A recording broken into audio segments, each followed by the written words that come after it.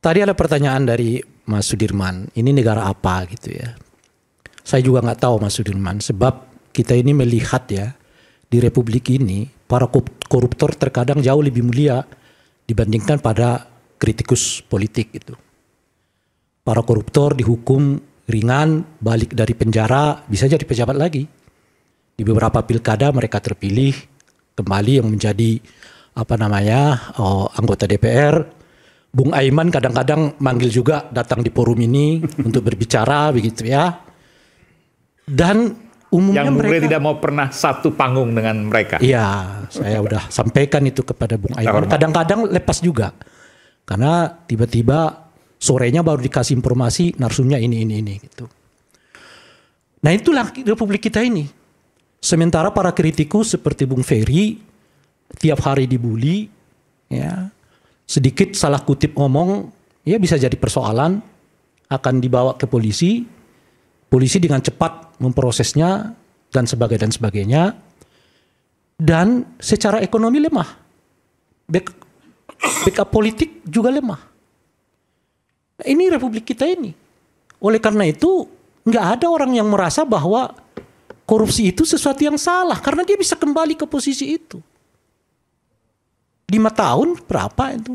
Kan di pilkada kita yang sekarang itu beberapa dibatalkan Mahkamah Konstitusi karena ada sebagian orang mantan napi yang belum deklarasi ikut lagi di pilkada dan lolos di KPU maupun dari pengawasan Bawaslu dan sebagainya gitu. Nah, inilah Republik yang memuliakan para koruptornya tapi meminggirkan para oposisi, meminggirkan para kritikus. Kritikus itu dianggap sebagai jenis makhluk yang mengancam kedaulatan negara, mengancam keutuhan negara, ya, sehingga dikirim buzzer untuk menyerangnya. Lihat sedikit ada pernyataan dia, seilap saya sedikit, langsung polisikan. Ingat ya, di pemerintahan Pak Jokowi berapa orang yang sudah ditetapkan sebagai tersangka kasus makar. Makar loh Pak. Ada nggak koruptor yang dipidana dengan pidana makar? Rasanya belum ada. Gitu. 270 triliun uang negara dihukum cuman 6,5 tahun ya, sambil hakimnya tersenyum. Negara apa? Negara yang memuliakan koruptor, tapi tidak memuliakan para kritikus. Oleh karena itulah, ya Pak Sudirman Said, nggak ada yang berminat jadi kritikus, minatnya semua jadi politisi. Kalau penting ikut kekuasaan.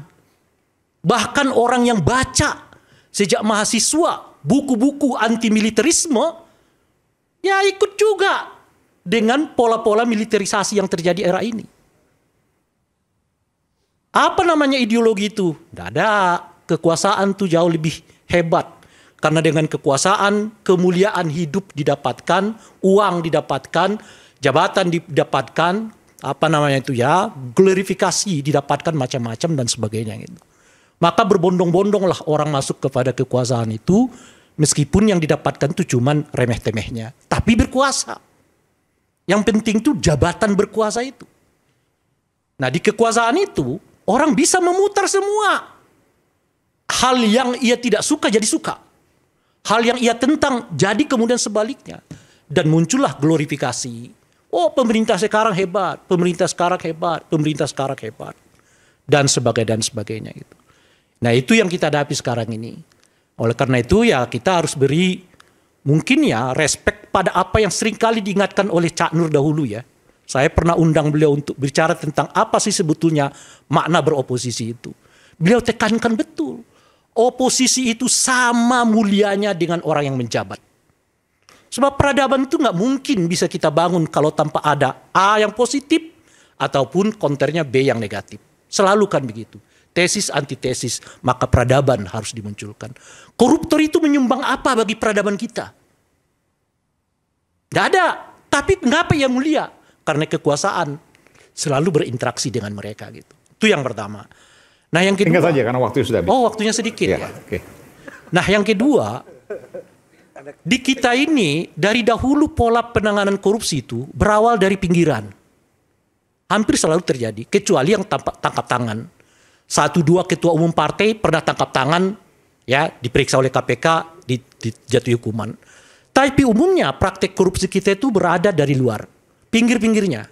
Semua kita selalu berharap mudah-mudahan ini akan jadi ya pintu masuk untuk mengungkap kasus yang besar. Kasus bambu, berharap ini akan terjadi perubahan. Stop di situ saja. Setidaknya hari ini kita tahu. Apakah akan kasus Pertamina ini berlanjut sampai seterusnya? Ya kalau yang lain sih Bung Ade masih yakin, Bung Endarsam masih yakin ya. Tapi saya mau mengatakan itu tadi yang saya tanyakan. Gimana melihatnya Menteri BUMN-nya sudah bertemu dengan Jaksa Agung?